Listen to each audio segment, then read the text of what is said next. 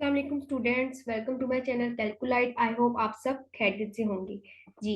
तो आज के लेक्चर में हम डिस्कस करने जा रहे हैं कुछ एग्जांपल्स रिलेटेड टू सीक्वेंस जो हमने लास्ट टाइम डिस्कस किया था कि हम जनरल टर्म से देखेंगे कि कैसे सीक्वेंस की जो है वो टर्म जनरेट होती हैं, सीक्वेंस पूरा का पूरा कैसे जनरेट होता है, और इससे रिलेटेड कुछ एग्जांपल्स करेंगे ताकि आपको सीक्वेंस का कुछ कंसेप्ट जो है वो क्लियर होगा।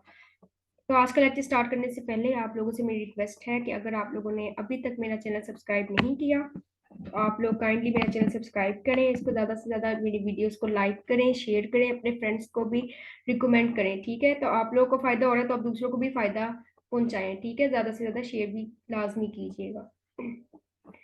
तो ठीक है, अब हम अपने टॉपिक की तरफ बढ़ते हैं। अब ये देखिए, पहला क्वेश्चन हमारे पास था, find first four terms of the sequence.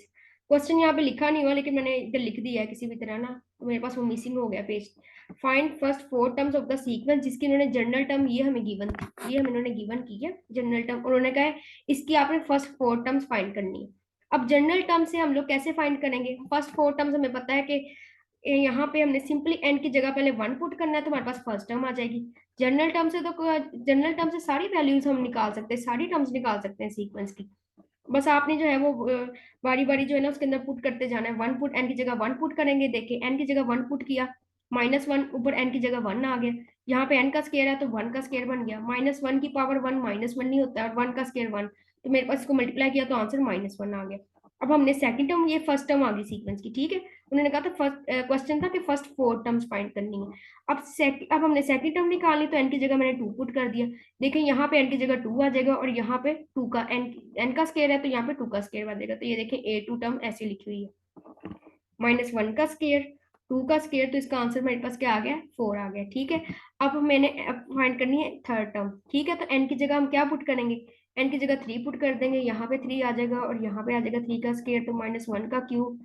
Three का स्केयर है तो मेरे पास, इसको मैंने सोल्व किया क्योंकि माइनस वन के ऊपर ओड ओड पावर है, तो ओड पावर होती है तो उसका आंसर हमारे पास क्या आता है? नेगेटिव ही आता है। थ्री का स्केयर नाइन होता है तो हमारे पास आंसर आ गया माइनस नाइन। सिमिलरली मैंने ए फोर्थ टर्म फाइंड कर लिया, एन की जगह फोर पुट करके। हर जगह देखिए जहां जहां एन है मैंने वहां पे ए फोर पुट कर लिया। अब आपको आइडिया हो गया होगा कि अगर हमें जनरल टर्म गिवन हो सीक्वेंस की तो हम बाकी तमाम टर्म्स भी इजीली फाइंड कर सकते हैं। तो ये देखिए, फर्स्ट फोर टर्म्स उन्होंने क्वेश्चन में कहा था, हमने फर्स्ट फोर टर्म्स फाइंड कर ली है कि first four terms of the sequence है। एक हमारे पास है minus one, four, minus nine, minus nine और 16। तो ये हमारा क्वेश्चन नंबर वन सोल्व हो गया। अब हम नेक्स्ट क्वेश्चन की तरफ चलते हैं कि नेक्स्ट क्वेश्चन में क्या है। नेक्स्ट क्वेश्चन में है कि if a N minus one is equal to N plus one, और ए वन उन्होंने गिवन दिया है। ठीक है, अब देखिए, आप ध्यान से क्वेश्चन को जरा ध्यान से पढ़ा करें। क्वेश्चन के अंदर का हमें क्वेश्चन सही तरह समझ आ जाए तो हमारे पास सोल्यूशन भी उसका इजीली निकल आता है। अब ये देखिए, क्वेश्चन में लिखा है A N minus one term is equal to N plus one और ए वन, यानी अब हमें ये एक जनरल फॉर्म गिवन है सीक्वेंस की, और एक ये चीज गिवन है कि ए वन जो फर्स्ट टर्म है वो उन्होंने हमें सीक्वेंस की गिवन। अब हम क्या करेंगे, यहाँ से ना पहले मैं इस इक्वेशन को सीधा कर लेती हूँ। ये देखिए, A N minus one is equal to N plus one है। मैं ये माइनस हो रहा है A N minus one term, ये उधर मैं उसको ले जाती हूँ, उधर जाके ये प्लस हो जाएगा। तो ये दूसरी तरफ इक्वालिटी के दूसरी तरफ गया तो ये देखिए यहाँ पे प्लस हो गया, A N minus one plus N plus one. तो आप लोग ये ध्यान से देखिए, ये हमारे पास ना nth टर्म हो गई है, हमारे पास एक nth टर्म इसने फॉर्म बन गई। nth टर्म हमारे पास सीक्वेंस की गिवन हो तो हम तो पूरा का पूरा सीक्वेंस इजीली फाइंड कर लेते हैं। अब ये देखिए, ए फर्स्ट टर्म तो उन्होंने हमें दी हुई है, यानी फर्स्ट टर्म इन्होंने हमें प्रोवाइड की हुई है, हमने बाकी टर्म जो है ना वो फाइंड करनी है। यहाँ पे nth टर्म हमने का फॉर्मूला हमने जरा लिख लिया है। ठीक है, यानी इसी जो हमारे पास गिवन थी स्टेटमेंट उसी से हमने इस इक्वेशन को जरा सीधा करके nth टर्म की तो हमने वो एक फार्मूला बन गया ना हमारे पास। अब इसी के अंदर हम वैल्यूज पुट करते जाएंगे। अब एन की जगह मैं वन नहीं पुट कर रही हूँ क्योंकि ए वन तो हमारे पास पहले ही गिवन है। हमने सीक्वेंस फाइंड करना है, अगर सीक्वेंस फाइंड करना हो ना तो हम दो तीन टर्म्स फाइंड करके ना सीक्वेंस की आगे कोमा लगा के अप टू सोन कर देते हैं, इसलिए हम ना फर्स्ट टू थ्री या फोर तक जो है वो टर्म्स इसकी फाइंड करेंगे। फर्स्ट टर्म ऑलरेडी गिवन है, अब हम सेकंड से स्टार्ट कर लेते हैं। एन की जगह मैं टू पुट करती हूँ, या एन माइनस वन, यानी यहाँ पे आ जाएगा टू माइनस वन, तो ये ए वन बन जाएगा। एन की जगह यहाँ पे टू है और यहाँ पे वन। ठीक है, अब मैंने देखिए इसमें मैंने सिर्फ एन की जगह टू पुट किया है, एन की जगह टू पुट किया हर जगह। Two minus one a one हो गया, टू प्लस वन तो ये देखिए टू प्लस वन, तो A two is equal to A one plus three बन जाएगा। ए वन की वैल्यू मेरे पास ऑलरेडी है तो यहाँ पे थ्री है, तो ये देखिए यहाँ पे थ्री पुट हो गया। बाकी एज इट इज ये सारी वैल्यूज लिख के सम किया तो हमारे पास आंसर ए टू का आ गया सिक्स। अब A2 का मेरे पास आंसर निकल आया। अब फर्स्ट टर्म भी आ गई, सेकंड टर्म भी आ गई, अब थर्ड टर्म निकालनी है। तो मैं अब इसी को दोबारा से जो nth टर्म का हमारे पास लिखी हुई है सीक्वेंस की, दोबारा से n की जगह मैं 3 पुट करूंगी। अब A3 किया तो जहां जहां n है वहां 3 3 पुट करी जाऊंगी। ये 3 - 1 यानी A2 बन गया यहाँ पर। इसकी जगह यहाँ पे अगर n की जगह 3 पुट करूंगी, A3 हो जाता है, ये A2 बन जाता है और आ जाता है 3 + 1। ये देखें यही फॉर्म बनती है ना हमारे पास, अगर हम लोग इस जनरल टर्म में n की जगह 3 पुट करें। A3 = A² + 3 + 1। लेकिन A² का हम लोग पहले से ही आंसर ऊपर निकाल चुके हैं। A² का आंसर क्या आया है, 6 है। तो यहाँ पे मैंने A2 की जगह 6 लिख लिया प्लस 3 + 1। तो यहाँ पे हमने इसको सोल्व किया तो मेरे पास आंसर क्या आ गया, A3 का 10 आ गया। इसके बाद देखिए, इसके बाद है जी A4। A4 = A4। अब हमने n की जगह यहाँ पे 4 पुट किया है। आप लोग देखिए n की जगह 4 पुट करें तो हमारे पास यही फॉर्म नहीं बनेगी।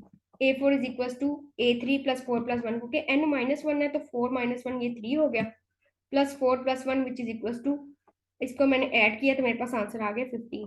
तो मेरे पास क्या सीक्वेंस बन गया, मेरे पास सीक्वेंस बना है 3 6 10 15 अप टू सो। ठीक है, क्योंकि उन्होंने कहा था सीक्वेंस फाइंड कर ले, मैंने 4 टर्म्स फाइंड कर ली। ठीक है, हमने 4 टर्म्स फाइंड कर ली सीक्वेंस की। आपको पूरा का पूरा सीक्वेंस बनाने की जरूरत नहीं होती, क्योंकि हमें पता भी नहीं होता सीक्वेंस ने जाना कहाँ तक है, इसकी लास्ट टर्म तो हमें वैसे नहीं आइडिया होता। तो उसके बाद हमने इसको 3 4 वैल्यूज फाइंड करके first second third fourth values आपने फाइंड की, आगे अप टू आपने ये 3 डॉट लगा देने हैं कि सोन के सीक्वेंस जो है ना ये हमारा बन गया है, ये सीक्वेंस चलता जा रहा है। ठीक है, अब ये एग्जांपल 2 के आई होप सो आपको क्लियर हो गई होगी इसकी अंडरस्टैंडिंग कि हमने इसको कैसे सोल्व करना है। अब एग्जांपल 3 की तरफ चलते हैं हम लोग। अच्छा अच्छा, एग्जांपल 3 में कह रहा है कि if general term of the sequence, यानी जनरल टर्म उन्होंने में गिवन है, हमने फाइंड करनी है 12th term and 21st term. अब आपको जनरल टर्म गिवन है, 12th टर्म और 21st टर्म फाइंड करना मुश्किल तो नहीं ना है। 12th टर्म फाइंड करना है तो n की जगह 12 पुट कर दोगे, 21st टर्म फाइंड करनी है तो n की जगह 21st पुट कर दोगे, यानी 21 पुट कर दोगे। जनरल टर्म गिवन हो तो हम कोई भी टर्म निकाल सकते हैं सीक्वेंस की, first term, second term, third term, 10th term, 15 term, 50 term, कोई भी टर्म निकाल सकते हैं अगर हमें जनरल टर्म गिवन हो। उन्होंने हमें जनरल टर्म गिवन दी थी, उन्होंने कहा था कि इस क्वेश्चन में कहा है कि 12th टर्म फाइंड करें एंड 21st टर्म। हमने 12 टर्म फाइंड करनी है तो पहले मैं 12 पुट कर देती हूँ, एन की जगह हर जगह 12 आ जाएगा जहां जहां एन है, तो उसको सोल्व करेंगे तो ये देखिए 12 और 25 आ गया। और साथ हमने 21st टर्म फाइंड करनी है तो एन की जगह मैंने 21 पुट कर दिए, जहां जहां एन में जहां जहां एन था इस फॉर्मूला में, यानी जो जनरल टर्म में हमने वहां पे 21 लिख दिया और वहां से इसको सोल्व किया तो देखिए मेरे पास आंसर आ गया 21/43। तो देखिए कितना सिंपल और कितना इजी क्वेश्चन था कि देख लें बस कि जनरल टर्म से हमें कोई भी टर्म हम लोग सीक्वेंस की इजीली निकाल सकते हैं। अच्छा, अब यहाँ पे देखिए, यहाँ पे जो है ना, यहाँ पे क्वेश्चन है कि फाइंड द जनरल टर्म। अब उन्होंने इसमें ही कह दिया कि आप जनरल टर्म फाइंड करें। ये सीक्वेंस गिवन है, अब हमें जनरल टर्म नहीं दी हुई, अब हमें सीक्वेंस गिवन है और कहा है कि इसकी जनरल टर्म यानी कि nth टर्म फाइंड करें। ठीक है, जनरल टर्म कह लें, आप लोग nth टर्म कह लें। 1 - 1 1 - 1 ये सीक्वेंस चलता जा रहा है।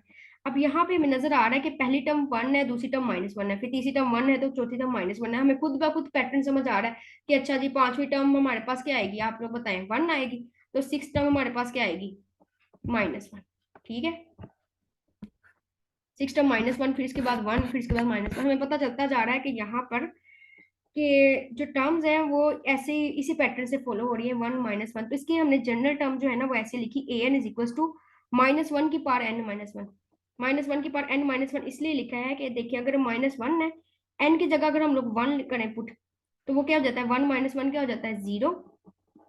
और -1 की पावर 0, किसी भी नंबर की पावर 0 क्या होती है, 1 होती है। अब n की जगह अगर मैं 2 पुट करूं, यानी ए फर्स्ट टर्म देखिए 1 बन रही है ना, हमें नजर आ रहा है कि 1 - 1 है, 1 - 1 है। और ये सीक्वेंस के टर्म्स में हमारे पास हर जगह जो है ना 1 - 1 मौजूद है। तो हम इसकी जनरल टर्म हमने इस फॉर्म में लिख दी है, -1 raise to the power n - 1, क्योंकि मैं अगर इस जनरल फॉर्म में इस फॉर्म में लिखूंगी तो मेरे पास पूरा का पूरा सीक्वेंस आ जाता है। ये देखिए असल में हमारे पास ये सारी -1 की ही पावर्स है। अगर आप देखें ना, ये 1 जो लिखा हुआ है ये -1 की पावर है।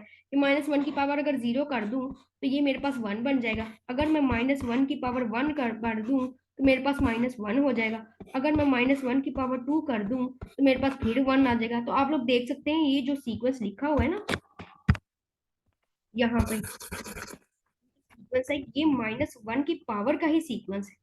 -1 की पावर का सीक्वेंस है। आप ये देखिए 0 से मैंने स्टार्ट किया है, 0 1 2। तो यानी कि 0 को करने के लिए मैंने n - 1 लिख दिया कि जो इंडेक्स मेरे पास यहाँ पे होगा उससे एक कम इंडेक्स यहाँ पे होगा, क्योंकि हम फर्स्ट टर्म कह रहे हैं ना ऐसे, क्योंकि हम लोग तो कह रहे हैं कि first term is equal to, first term हमारे पास 1 है। 1 बनाने के लिए मैंने क्या किया, -1 की पावर n-1 ले ली, क्योंकि मैंने n की जगह यहाँ पे 1 पुट करना है, इसलिए मेरे पास जो इंडेक्स यहाँ पे होगा उससे एक कम इंडेक्स यहाँ पे रखूंगी, तो इसलिए यहाँ पे आया 1-1। ठीक है, जो इंडेक्स यहाँ पे होगा उससे एक कम इंडेक्स हम लोग यहाँ पे रखेंगे। जैसे कि अगर a2 है, a2 आप लोग देखिए सेकंड टर्म हमारे पास -1 है ना, तो -1 हम लोग इधर रखेंगे 2-1। ठीक है, यानी कि -1 की पावर आ गई -1, तो a2 का हमारे पास आंसर क्या आ गया, -1। क्योंकि पावर नेगेटिव भी हो, -1 की आंसर तो उसने वही रहना है, -1 ही रहना है। तो आई होप सो आपको क्लियर हो गया होगा, ये हमारे पास -1 की पावर्स का ही सीक्वेंस है। तो इसकी जनरल टर्म हमने ऐसे बना दी। जनरल टर्म उस तरह बनाते हैं उस पैटर्न ऑब्जर्व करके कि पैटर्न हमारे पास क्या आ रहा है। जनरल टर्म से रिलेटेड अब और भी एग्जांपल्स करेंगे तो उसको आपको जो है ना वो इजीली क्लियर हो जाएगा कि हम किसी भी सीक्वेंस से जनरल टर्म कैसे बना सकते हैं। ठीक है, तो ये हमारे पास -1 की पावर का सीक्वेंस था और इस फॉर्म में हमने ये जनरल टर्म बना दिया। जनरल टर्म आप लोग चेक कर लें, पूरा का पूरा आपको सीक्वेंस इससे मिल रहा है। इसके बाद मैं आपको कुछ एग्जांपल्स अभी करवाती हूँ, उससे जो है ना आपको ये जनरल टर्म का भी, अगर आपको अभी भी ये क्लियर नहीं हुई कि हम जनरल टर्म सीक्वेंस की कैसे निकालते हैं, तो वो आपको आई होप सो क्लियर हो जाएगी तब।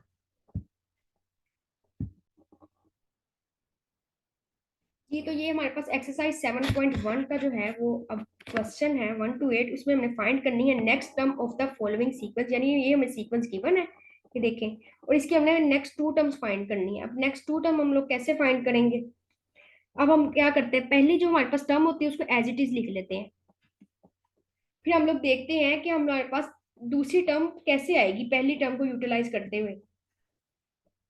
जैसे कि पहली टर्म हमारे पास a1 = 5 मैंने लिख ली कि पहली टर्म, फर्स्ट टर्म मैंने 5 है, फर्स्ट टर्म को हमने एज इट इज लिख लेना है। दूसरी टर्म में हमने चेक करना है कि पहली टर्म को यूज करते हुए दूसरी टर्म की वैल्यू 8 कैसे आएगी।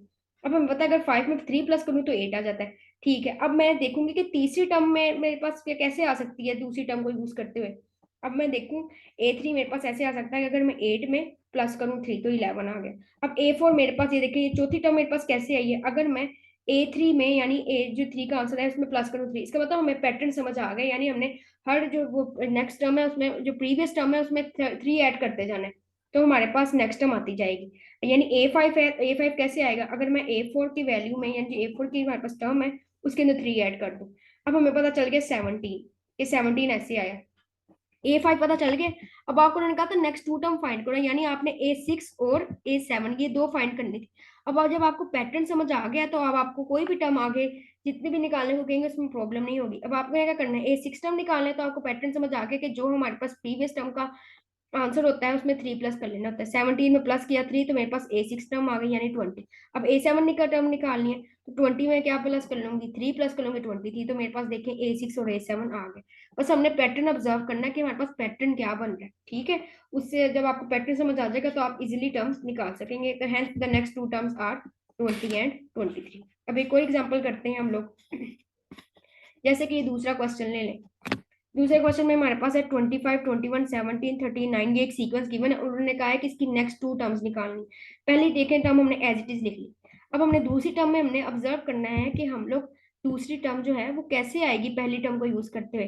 फिर हमें कुछ ना पैटर्न हमने कोशिश की कि इसको हमने देखा, ऑब्जर्व किया, और हमें नजर आया कि अगर हम 25 में माइनस कर दें 4 तो फिर हमारे पास दूसरी टर्म आ रही है। ठीक है जी, 25 में -4 किया तो 21 आ रहा है। अब हमने देखा कि क्या 21 में भी ऐसे ही यही पैटर्न फॉलो करने से 17 आ रहा है। 21 में से भी मैंने -4 किया तो 17। मुझे समझ आता जा रहा है कि मैंने नेक्स्ट टर्म कैसे निकालनी है, कि प्रीवियस टर्म में से -4 करते जाना है, नेक्स्ट टर्म आती जाएगी। प्रीवियस टर्म में से -4 करते जाना है, नेक्स्ट टर्म आती जाएगी। प्रीवियस टर्म में से, ये देखिए हम, ये हमारे पास a5 आ गया, तो a6 और a7 कैसे आएगा, प्रीवियस टर्म में से -4 किया तो 5 आ गया प्रीवियस टर्म। अब हमने a7 निकालना है, तो a7 से पहले हमारे पास टर्म है a6। अब ये हमारे पास a6 में से जी हमने -4 किया तो a7 आ जाएगी, यानी 1 आ गया। तो ये देखिए 5 और 1, ये हमारे पास नेक्स्ट 2 टर्म्स आ गई। हमने पैटर्न के साथ चलते गए हैं तो हमें बाकी टर्म्स का भी आइडिया हो गया कि हमने कैसे निकालना है।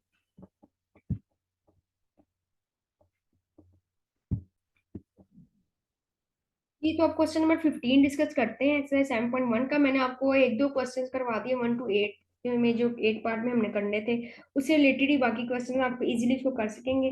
अब ये देखिए क्वेश्चन नंबर 15 है, इससे रिलेटेड मैंने आपको एक एग्जांपल भी करवाई थी इससे पहले, अब इसमें हमने क्वेश्चन नंबर 15 हमें क्या कह रहा है कि फाइंड करनी है सेकंड एंड थर्ड टर्म, और ये हमें इन्होंने जनरल एक फार्मूला दे दिया है इस सीक्वेंस का कि an-n-1 is equal to 2n, और फर्स्ट टर्म हमें दे दी। ठीक है, जो उन्होंने हमें जनरल सीक्वेंस दे, जनरल ये देखिए फार्मूला दे दिया। मैं इसमें से an टर्म जरा इसको सीधा कर लूंगी ताकि an टर्म का मैं फार्मूला बना लूंगी। ये देखिए an-1 को मैं उधर जाके मैंने प्लस कर दिया, तो मेरे पास ये देखिए an टर्म का एक फार्मूला आ गया है कि ये हमारे पास इसकी वैल्यू है an टर्म, इस ये हमारे पास गिवन है। अब A1 हमें टर्म 4 गिवन है, हमने निकाली है सेकंड और थर्ड। तो मैं n की जगह यहाँ पे अब ये जनरल टर्म जो मैंने इसको एक फॉर्म बना ली है जनरल टर्म की, मैं इसमें क्या करूंगी 2 पुट करूंगी। तो 2 पुट किया तो n की जगह 2 आ गया, यहाँ पे 2 माइनस 1 A1 हो गया। A1 की हमारे पास पहले से ही वैल्यू गिवन थी 4, यहाँ पे मैंने 4 पुट की, तो देखें जी A2 का आंसर मेरे पास क्या आ गया, A2 का मेरे पास आंसर आ गया 8। ठीक है, अब क्वेश्चन में था सेकंड टर्म फाइंड करनी है और थर्ड टर्म। अब सेकंड टर्म फाइंड कर लिया, मुझे थर्ड टर्म फाइंड करनी है। मैं दोबारा अब ये मेरे पास जो जनरल टर्म है इसमें मैं n की जगह 3 पुट करूंगी। n की जगह मैंने 3 पुट किया, 3 2 जार 6, और यहाँ पे 3 माइनस 1 2 हो गया, यानी कि ये देखिए 2 3 जार 6, A3 माइनस 1 A2 हो गया। A2 टर्म का आंसर मेरे पास पहले ही मैंने निकाल लिया, उसका आंसर है जी 8।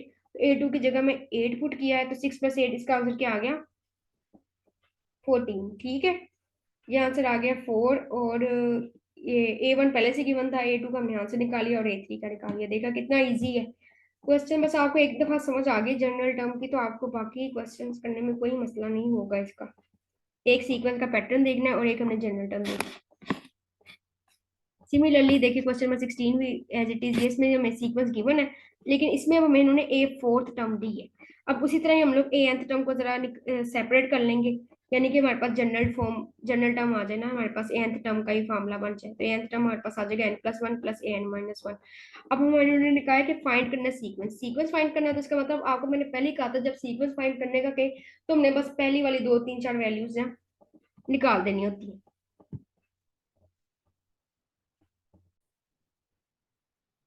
ये तो देखिए अपना यहाँ पे मैंने पुट किया n इज इक्वल टू 4, क्योंकि मेरे पास सिर्फ 4 की इन्फॉर्मेशन गिवन थी। अगर मैं यहाँ पे n की जगह 4 पुट करती हूँ तो यहाँ पे ये देखिए n की जगह 4 आ जाएगा, ये हमारे पास बन जाएगा 4+1, और n-1 यहाँ पे भी आ गया 4-1। A4 की मेरे पास वैल्यू है, मैं वो लगा दूंगी, और यहाँ से A3 जो है वो देखिए, अगर मैं n की जगह 4 पुट करती हूँ तो मेरे पास A3 जो है ना वो टर्म इन्वॉल्व हो जाती है। मुझे A3 की वैल्यू चाहिए, लेकिन A4 कि मेरे पास ऑलरेडी वैल्यू है, इसलिए मैंने यहाँ पे n इक्वल टू 4 पुट की है। ठीक है, अगर आप कहें ना कि मैं n इक्वल टू 1 पुट करूँ, अगर मैं 1 पुट कर दूं तो ये चीज हमारे पास क्या बन जाएगी, यहाँ पे आ जाएगा A1 is equal to 1 plus 1 plus A1-1।